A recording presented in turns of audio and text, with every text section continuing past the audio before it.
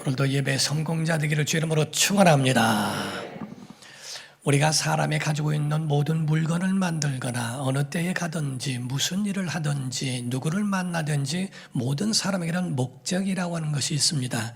내가 왜 가는지 무엇을 먹는지 어떻게 하는지 모든 사람에게 목적이 있는 것처럼 하나님이 모든 만물을 만드신 것도 하나님의 목적대로 만드셨다는 사실입니다. 바로 예수 그리스도 이 땅에 오신 것도 목적이 있고 성령님 오신 것도 그에 대한 목적이 있다고 성경은 말씀하고 있죠.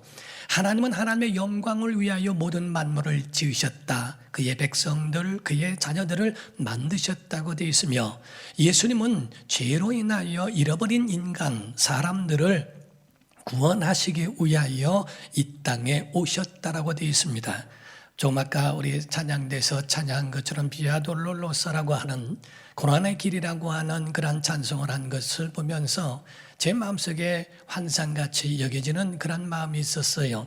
소위 말하는 영화에서 보는 타임머신을 타고 예수님이 십자가를 지시는 그 모습에 대한 마음이 너무 아파서 십자가를 지시지 못하도록 만약에 중간에 막고 그 일을 행했더라면, 예수님이 만약에 십자가를 지시지 않았더라면 온 인류는 죄 가운데 영원한 형벌을 받을 수밖에 없기 때문에 그렇습니다.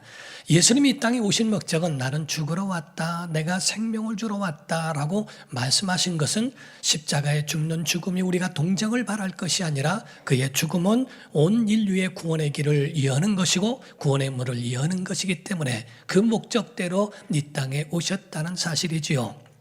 이와 같이 바로 성령님도 우리를 위하여 믿는 자들을 보호하시고 지키심이라 라고 말씀을 하는 거예요. 그러므로서 이사야서 43장 7절을 보면 하나님의 그 목적이죠. 내 이름으로 불려지는 모든 자, 곧 내가 내 영광을 위하여 창조한 자를 내게 오라. 그를 내가 지었고 그를 내가 만들었느니라. 하나님이 만드신 목적은 그 영광을 위하여 만드셨다라고 말씀하고 있습니다. 예수님 오신 목적은 요한복음 3장 16절이죠. 하나님이 세상을 이처럼 사랑하사 독생자를 주셨으니 이는 그를 믿는 자마다 멸망시키지 않도록 그리고 영생을 얻게 하려고 오셨다라고 말씀을 하고 있습니다.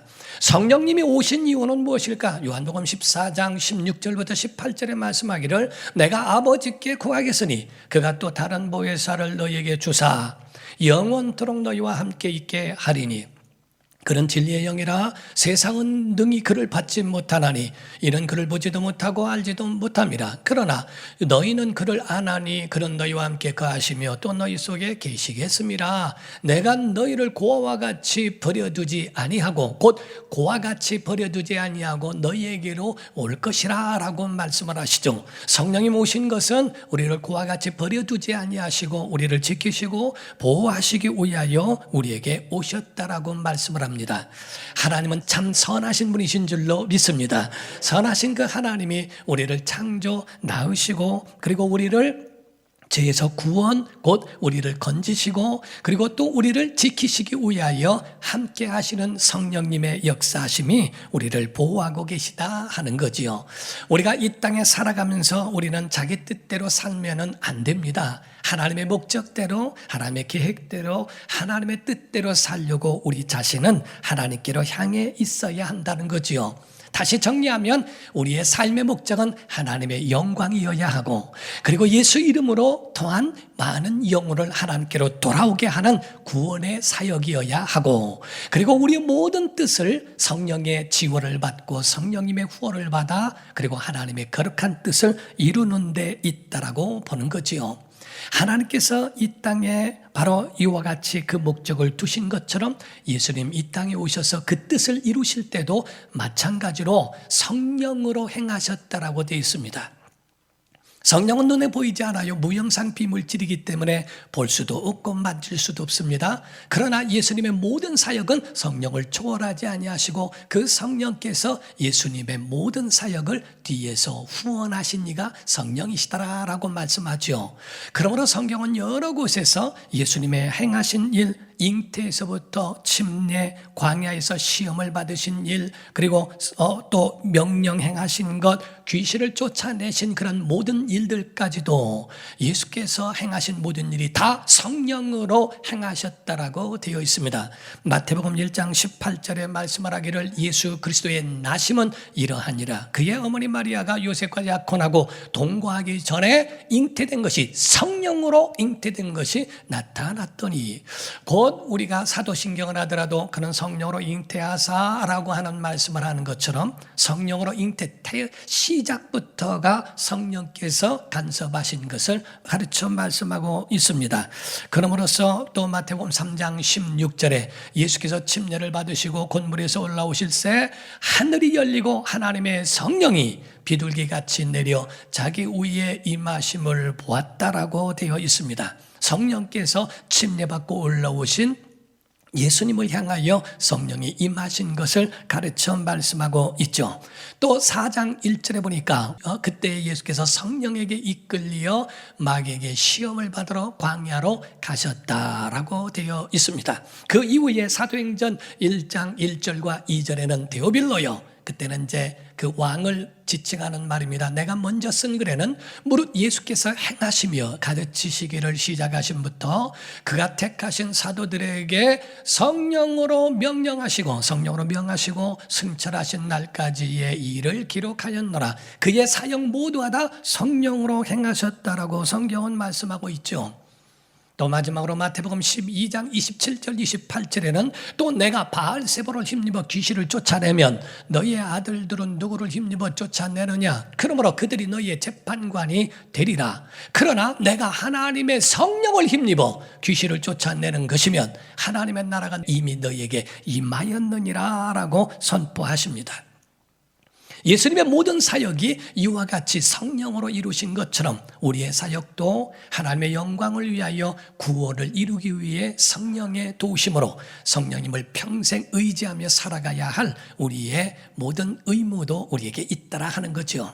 사람의 인생의 모든 삶이라고 하는 것을 보게 되면 희로애락이라는 것이 있습니다.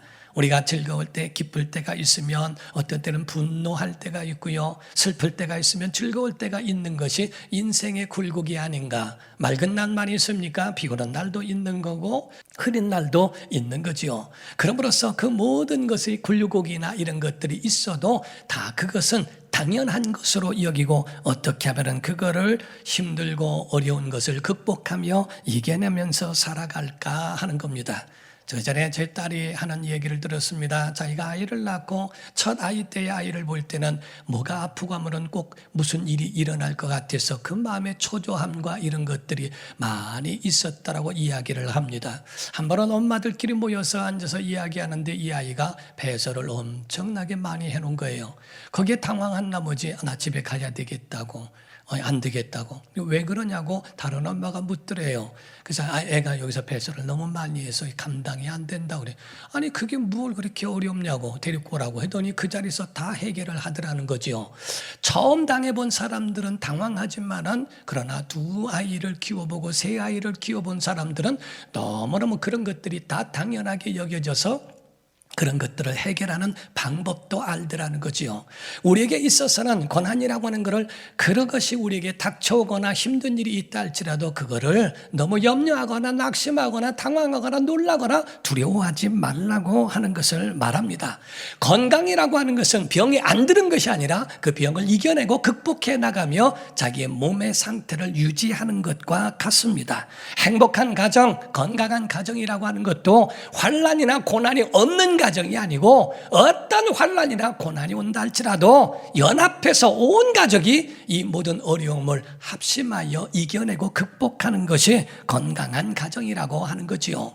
본문을 보게 되면 본문에는 예수 그리스도께서 공생애를 시작하시면서 당하신 첫 번째 시험에 대하여 기록하고 있는 것이 바로 오늘 본문의 말씀입니다. 근데 여기에 시작하기 전에 몇 가지 의문점이라는 게 있어요. 왜냐하면 그 전장에 보게 되면 예수 그리스도께서 행하신 모든 일들이나 이런 모든 시작이 얼마나 웅장하게 하나님이 보실 때는 웅장했는지 몰라요. 바로 성령이 임하시는 침례를 받고 올라오실 때 모든 목수의 일을 마치시고 침례받고 올라오실 때 성령이 임하시며 이는 내 사랑하는 자요 내 기뻐하는 자라고 이렇게 선포하시는 엄청난 역사. 마치 영국에 보면 황실에 태자가 왕이 되기 위하여 하는 대관식을 하는 것 같은 그런 것을 연상하는 그런 모습이 보여졌다고 하는 거지요. 이와 같은 일들을 보는데, 자, 누가복음에 보면요 3장 21절 22절에 백성이 다 침례를 받을세 예수도 침례를 받으시고 기도하실 때에 하늘이 열립니다. 성령이 비둘기 같은 형체로 그의 위에 강림하시더니 하늘로부터 소리가 나기를 너는 내 사랑하는 아들이라 내가 너를 기뻐하노라 하시니라 라고 되어 있죠. 요단강에서 이와 같이 침례받고 성령님 임하시는 놀라운 장면, 하나님이 기뻐하신다라고 하는 사랑하는 아들이라고 하는 선포까지 이루어진 그 다음이라면 예수님 가시는 곳곳마다 모든 시험이 없고 예수님 가는 곳곳마다 모든 반대를 다 이겨내고 반대에 부딪힐 것도 없이 전부가 다 그 앞에 무릎 꿇어야 되지 않습니까?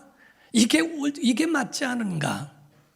우리 개그 하는 그 코미디언이 하는 말을 들어보면은 자기는 맨손으로 북경오리를 때려잡았다고 그랬는데, 아니 예수님 가시는 곳곳마다 마귀를 때려잡고 거기에 있는 문제덩어리 이런 모든 것들을 한 번에 있어서 아무도 대적자가 없어야 되는데, 아니 그것도 성령께서 친히 이끌어 가셔서 광야로 가셔서 배고픔과 추움과 이런 것들을 다 겪으면서 마귀에게 시험을 받게 하시는 것이, 아니 뭔가 대관식과 이게 앞뒤가 안 맞는 것이 아닌가라는 의문점도 가지게 되더라 하는 거죠. 왜 시험을 받으실까? 왜 형통만 있어야 될 텐데 왜 이러한 어려운 시험을 예수님이 겪으셔야 할까? 오늘날 우리에게로 만약에 바꾼다면 은혜 받으면 우리 속에 만사 형통으로 널려 있어야 되지 않겠나? 다 잘 돼야 되지 않겠는가? 라고 하는 큰 믿음 가운데에 큰 기적과 역사만 있었으면 좋겠는데 그게 아니고 큰 시험도 기다리고 있는 것이, 그것이 의문점이 될 수도 있다는 거죠. 그러나 사랑하는 성도 여러분, 여러분 속에서는 이러한 온갖 자질구레한 이러한 모든 시험거리들이 여러분들 주변에서 온다 할지라도, 내 마음대로 되지 않고 내 생각대로 되지 않는다 할지라도 놀라거나 슬퍼하거나 좌절하지 말라는 겁니다. 왜? 하나님의 아들도 시험을 받으셨기 때문입니다. 하나님의 아들이시라도 그 시험을 통과하시는 그런 모습들을 통하여 우리는 우리 자신들도 돌아보게 하신 거라는 거지요. 예수님 하나님의 아들이심에도 불구하고 시험이 면제되지 않고 아주 마침내 이 끝내 십자가를 지셔야 하는 그런 일을 다 감당하시지 않습니까? 성도들이라면 이럴 때에 고난을 두려워하고 염려하는 것이 아니라 이럴 때 당연한 거지. 당당히 맞서 하나님의 자녀요 하나님의 권세를 가지고 있는 것을 보여줘야 할 때이고, 제자가 된 것을 그런 사람들에게 그 시험을 통하여 당당하게 보여줘야 할 때라고 여겨야 한다는 겁니다.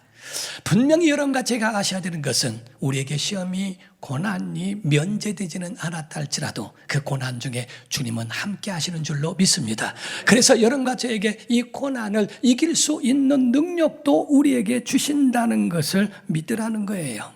어떤 목사님, 어떤 스승은 제자들에게 말을 할 때에 고난과 시험이 닥쳐올 때에 너희는 절대로 의롭게 살기 위하여 그렇게 선택하고 결단한 이상 결단코 두려워하지 말고 놀라지 말라.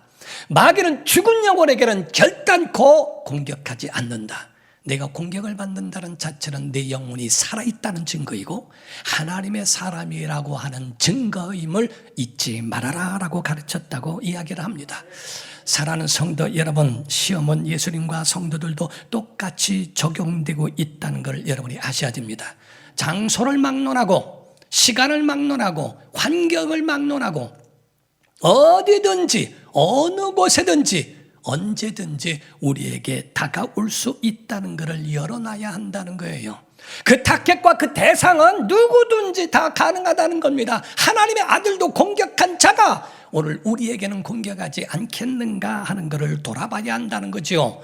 오늘 본문 말씀 누가복음 4장 1절 2절을 보면 예수께서 성령의 충만함을 입어 요단강에서 돌아오사 광야에서, 광야라는 곳입니다, 40일 동안 성령에게 이끌리시며 마귀에게 시험을 받으시더라. 이 모든 날에 아무것도 잡수시지 아니하시니 날수가 다음에 줄이신지라. 배고플 때, 광야라고 하는 곳에서 예수님 춥고 배고픈 그때에 마귀는 시험을 했다는 겁니다. 그럼 광야만일까? 배고플 때만일까? 아니, 성전 꼭대기, 그리고 거룩한 성 예루살렘이라고 하는 그 꼭대기에서도 마귀는 시험을 하더라는 겁니다. 오늘 본문 말씀 4절과 9절을 보게 되면요, 마귀가 또 예수를 이끌고 올라가서 순식간에 천하만국을 보였다라고 되어 있습니다. 9절에는 또 이끌고 예루살렘으로 가서 성전 꼭대기에 세우고 이르되 내가 만일 하나님의 아들이거든 여기서 뛰어내리라 하는 이야기도 하게 되죠. 천하만국이라고 표현하는데 학자들은 말하기를 성지순례를 가보면은요, 거기에 천하만국이라고 하는 건 여리고라고 이야기를 합니다. 모든 동네가 다 있을진데 그 동네가 없던 곳에서 다시 세워지기도 하고, 라스베이거스 같은 경우는 사람이 인공적으로 만들어 놓은 도시라고 이야기하죠. 그 이전에는 없었던 그런 동네인데, 여리고는 여호수아 때에 가나안 땅을 넘어서 여리고를 함락시키고 들어가는 그 동네를 말하고 있기 때문에, 그래서 그 여리고는 굉장히 오래된 도시라고 하는 겁니다. 그래서 마귀는 천하만국을 보여준 그곳을 여리고라고 표현하죠. 그래서 거기에 가게 되면 여리고에는 템테이션 마운틴이라고 해서 시험산이라고 하는 것을 보여주고, 거기에 올라가서 여기서 주님이 시험을 받으셨다라고 이렇게 이야기할 만큼 여리고를 뜻하고 있습니다. 사랑하는 성도 여러분, 그 여리고라고 하는 만국을 보여주기도 하고, 또한 성전 꼭대기로 세워서 예루살렘에서 그 가운데 시험을 하지 않습니까? 때로는 광야에서 하기도 하고, 때로는 예루살렘에서, 때로는 천하만국을 보여줘가면서 그 가운데 시험을, 다시 말하면 어디든 언제든 그 모든 시험하는 존재가 시험거리들로 거지에서부터 임금까지 모두 다 해당되어지는 타켓이 될 수 있다는 거죠. 와, 내가 어제 성령 충만 받았는데 오늘은 왜 되는 일이 없을까? 나 어제 예배에 성공했는데 근데 왜 오늘은 내 마음대로 되지 않을까라고 하는 오해와 그런 착각에서 벗어나야 한다는 겁니다. 우리는 형통의 자리에 있거나 우리는 어떤 어려운 자리에 있다 할지라도 그런 유혹과 그 고난 때문에 요동하거나 흔들릴 필요가 없다고 하는 거죠. 광야뿐만 아니라 마귀는 예배 시간에도 시험 들게 한다는 겁니다. 찬송 부르다가도 마귀에게 시험을 받을 수 있고요, 섬기다가도 막 기쁨을 하다가 오늘은 왠지 왜 나만 봉사해야 되는가, 거기에 마음이 확 상해져 버릴 때가 있어요. 사람의 마음이 상해지는 건 말 한마디거든요. 그러다 보니까 막 하고 누가 지나가면서 봉사하고 있는데 아이고 수고하시네, 밉살 맞게 말만 하고 간다고.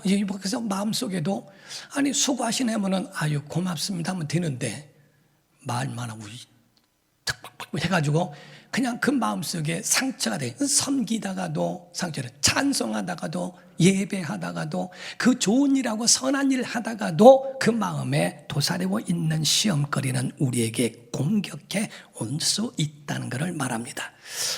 사랑하는 성도 여러분, 다시 말씀드렸는데요, 마귀는요 정말 이렇게도 우리에게 모든 약점을 다 가지고 우리에게 공격할 수도 있다는 걸 아십니까? 3절과 9절을 다시 한번 보면은요, 마귀가 이르되 내가 만일 하나님의 아들이거든 이 돌들에게 명하여 떡이 되게 하라. 9절입니다. 또 이끌고 예루살렘으로 가서 성전 꼭대기에 세우고 이르되 내가 만일 하나님의 아들이거든 여기서 뛰어내리라. 지금 두 가지를 이야기하는데, 내가 하나님의 아들이냐, 하나님의 아들이거든, 하나님의 아들이거든, 좀 두 번씩이나 계속 그 얘기합니다. 오늘날 말하면 너 그리스도인이냐, 너 예수 믿냐, 진짜 믿는 사람이야, 너 목사냐, 너 장로냐, 너 안수입사, 너 권사냐, 권사가 왜 이래, 이 얘기입니다. 너 하나님의 아들이라며 근데 왜 굶고 살아, 밥은 먹고 사니 하는 얘기입니다. 너 하나님의 아들이라며 그런데 왜 광야에서 왜 춥고 배고프게 있어? 돌이 떡이 되게 해봐. 한번 좀 해봐. 너 하나님의 아들이라며. 오늘날로 말하면 너 예수 믿는다며. 그런데 왜 이렇게 돼? 왜 힘들어? 왜 어려움이 있어? 왜 이렇게 너에게 고난이 닥쳐오지? 제가 아는 목사님이 계십니다. 그 목사님이 한 300명 정도의 성도를 인도하실 때라고 들었어요. 그때에 현지 답사를 갔던 교회 집사람들이 6명이 물에 빠져 죽었습니다. 4명은 시체를 찾고 2명은 찾지를 못했어요. 그때 목사님은 너무나 큰 충격에 어떻게 할 방법이 없고 그냥 그 가운데 마음에 너무나 큰 상처를 입었다는 거죠. 예배당에 관을 놓고 예배를 하는데요, 합동 장례를 치르게 되는데 4명은 시신이 있지만 2명은 빈 관을 놓고 예배를 하고야 되는 그런 입장이죠. 안 할 수도 없죠. 예배를 인도하고 뭐 하는데 다 예수 믿는 사람만 있습니까? 다 예수 믿고 선한 사람만 있습니까? 그 가운데 너무 믿음 없는 사람들이 뛰어올라와 목사님의 멱살을 잡고 하나님 계시다며, 기도하면 된다며. 근데 왜 이래? 그때 하나님은 뭐 한 거야? 이 사람들 죽어갈 때 뭐 한 거냐고 하고 묻는 그 말에 아무 소리도 못했더라는 겁니다. 지금 마귀는 우리의 가지고 있는 모든 약점과 모든 연약함을 다 공격해들고, 너 하나님의 아들인데 왜 굶고 다니냐?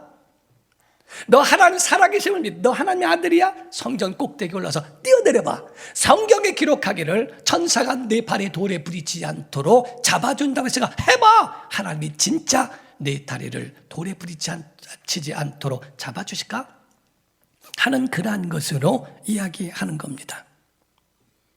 소위 예수님과 함께 십자가에 못 박히는 강도 중에 하나도 예수님을 비웃습니다. 내가 그리스도여든 너도 구원하고 나도 구원해봐라. 한번 해봐.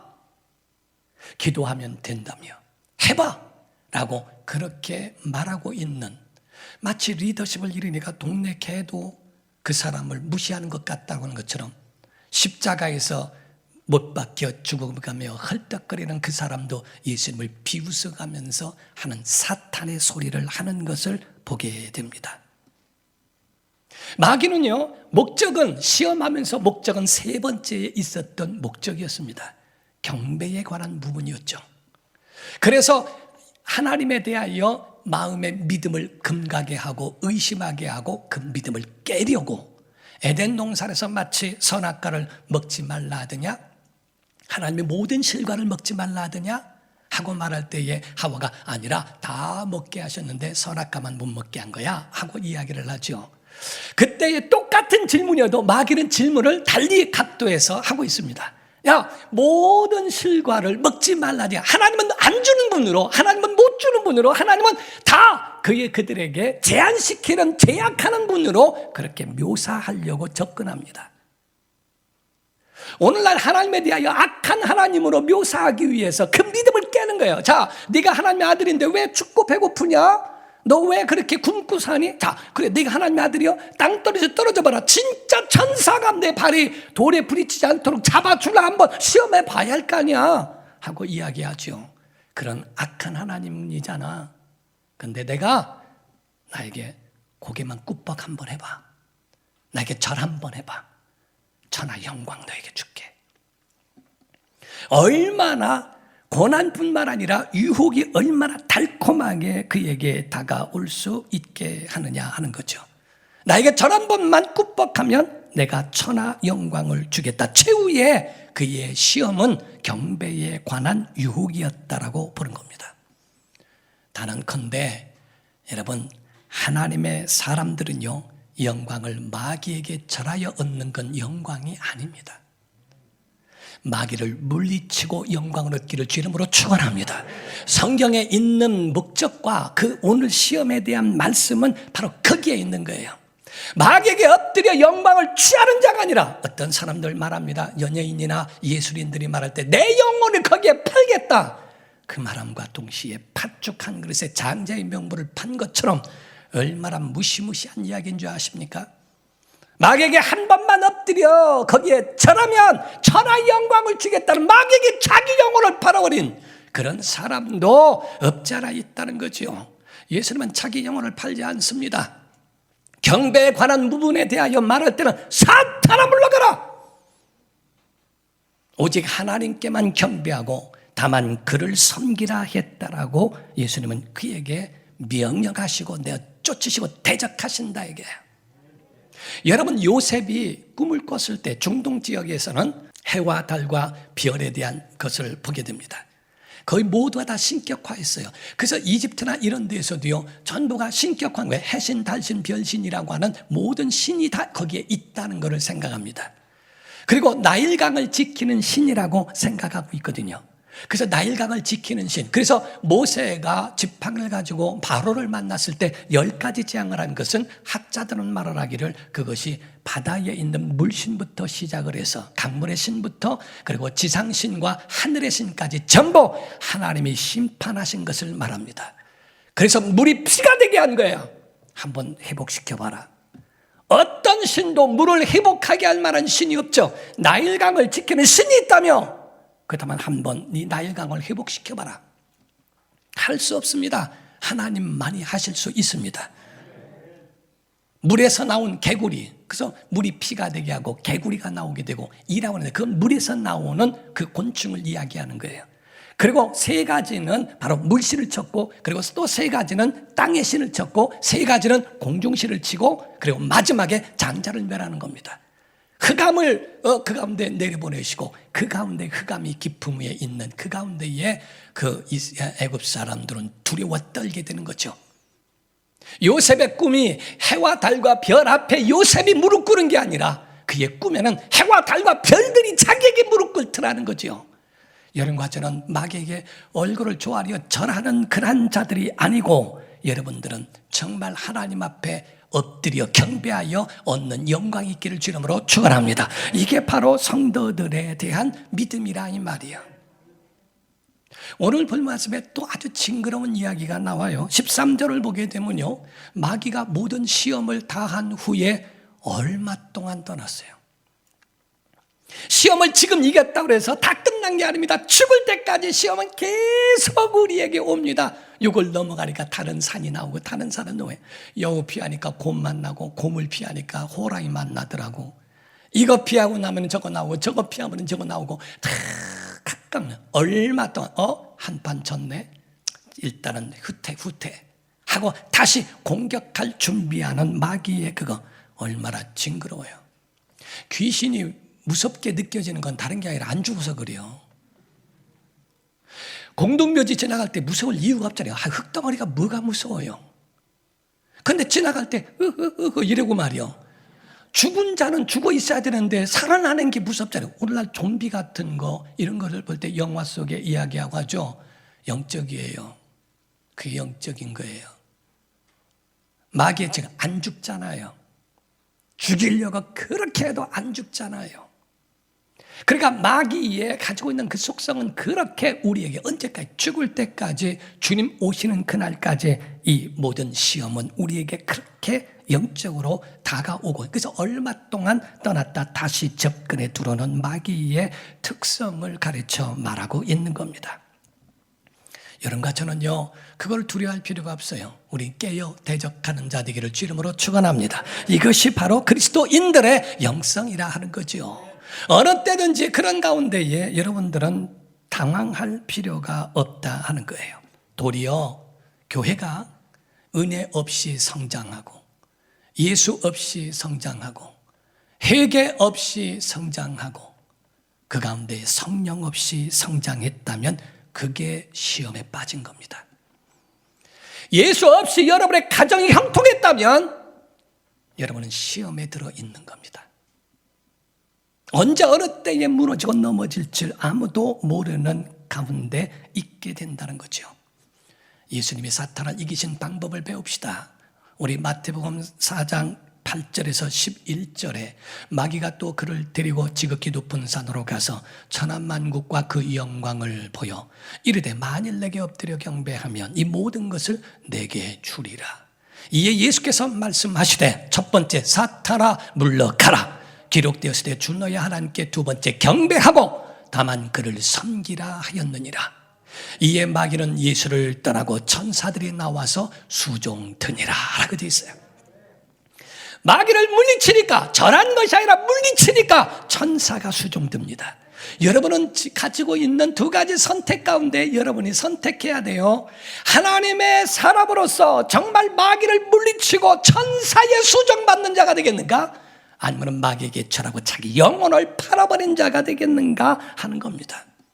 하나님은 결단코 힘들고 어렵다 할지라도 욥에게 대하여 하나님이 응원하시는 것처럼 자기 입술을 벌려 하나님을 원망하지 않더라, 원망하여 죄를 범하지 않더라 하는 것처럼 고난에 있을 때도 하나님 앞에 나와 그분의 앞에 영광을 돌리고 마귀에게 엎드려 절하는 자가 없는 것이 우리의 믿음이라 이 말이에요. 하나님이 주시는 복은 누리시기를 주 이름으로 축원합니다. 그러나 마귀의 고깃덩어리는 먹지 않는 게 그리스도인의 영성이라 하는 거죠. 시험이라고 하는 건 하나님도 주십니다. 창세기 22장에는 하나님이 아브라함을 시험하려 하사 모리아산에서 아들을 바치라고 말씀하시기도 하죠. 하나님의 시험이라고 하는 것은, 하나님의 시험이라는 것은 우리를 파괴케 하는 시험이 아닙니다. 우리의 믿음을 측정하고 어디에 써야 될까? 얘가 지금 농을 만들어야 될지 아니면 쓸모없으면 새총을 만들어야 될지 그에 대한 제목을 분별하시기 위하여 시험하시는 거예요. 그래서 야고보서 1장 12절의 말씀을 하는 것처럼 시험을 참는 자는 복이 있나니 이는 시련을 견디는 자가 주께서 자기를 사랑하는 자들에게 약속하신 생명의 면류관을 얻을 것이기 때문이라. 면류관 주시려고 시험하시는 거예요. 복 주시려고 시험하시는 거예요. 하나님의 시험은 우리를 세우기 위한 시험이라고 하는 거고요. 그러나 마귀가 주는 시험을 유혹이라고 표현하는데 그 마귀의 유혹이라는 것은 완전히 넘어뜨리고 파괴시키고 하나님과 멀어지게 하고 그 가운데 완전히 그의 모든 믿음을 상실하게 만들려고 하는 겁니다. 베드로전서 5장 8절과 9절을 보면 근신하라 깨어라 너희 대적 마귀가 우는 사자같이 찢으려고 한다는 거죠. 두루다니며 삼킬 자를 찾나니 너희는 믿음을 굳건하게 하여 그를 대적하라. 이는 세상에 있는 너희 형제들도 동일한 고난을 당하는 줄을 알미라. 이랬어요. 여러분 바꿔서 하면 안 돼요. 교회끼리 싸우면 안 돼요. 예수 믿는 사람까지끼리 다투면 안 돼요. 하나님이 이런 모든 시험은 통과하기를 바라고요. 마귀가 주는 시험은 공격하는 그 모든 것들을 대적하여 이기기를 바라신다 이 말이에요. 그런데 마귀가 교회를 파괴하려고 법을 제안하고 법을 발의하고 뭐를 만들고 다 하더라도 전혀 그건 또 사랑해야 된다니. 대적할 거를 대적하고 분별해야 되는데 그건 또 사랑해야 된다네요. 그러면서 교회를 또 욕하고 교회를 또 비판하고 나 어떻게 되는 건가? 하나님과 반대되는 것에 대하여서는 막을 줄 알고 경계할 줄 알고 그걸 해야 되는데 하나님이 하신 것에 대하여서는 통과할 수 있도록 극복할 줄 아는 것이 믿음이에요. 마지막 세 번째는 미혹입니다. 사람이 가지고 있는 사람의 시험은 욕심 때문이라고 말했어요. 야고보서 1장 13절부터 16절을 보면 사람이 시험을 받을 때에 내가 하나님께 시험을 받는다 하지 말지니 하나님은 악에게 시험을 받지도 아니하시고 친히 아무도 시험하지 아니하시느니라.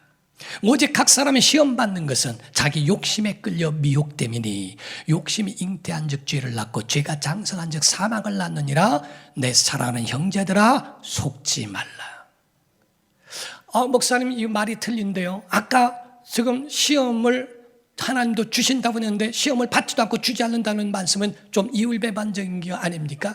하나님이 우리에게 주시는 시험은 테스트입니다. 테스트를 하겠다는 거예요. 템테이션이 아닙니다. 하나님은 템테이션 하지 않겠다는 얘기요. 시험에서 파괴시키지 않겠다는 거예요. 우리를 측량하는 시험은 하지만 하나님은 너희를 영혼을 죽이려고 시험하지 않는다 하는 그 얘기예요. 그러므로 속지 마. 영적으로 분별하고 신앙을 정립하고 속지 마 하고 주님은 우리에게 또 믿음의 선진들은 우리에게 거기에 대해서 경고하며 우리에게 말씀하는 겁니다. 여러분 하나님 주신 시험은 극복하기를 주 이름으로 축원합니다. 마귀의 시험은 대적하기를 주 이름으로 축원합니다. 자, 자기 욕심은 내려놓고 하나님 앞에 복종하는 믿음의 사람 되기를 예수 이름으로 축원합니다. 사탄아 물러가라 하고 명하실 수 있는 그런 그리스도의 영성을 회복하고 마귀에게 전하여 얻는 영광은 포기하고 하나님 앞에 엎드려 경배함으로 마귀가 떠남으로 천사가 여러분을 수종드는 그리스도의 영성을 회복하는 여러분과 제가 되기를 예수 이름으로 축원합니다. 기도하겠습니다. 다 같이 시간의 통성으로 기도할 때 하나님, 우리 안에 마귀에게 전하는 믿음이 아니고 마귀를 쫓아내고 물리치고 얻는 천사들이 수종드는 하나님의 자녀들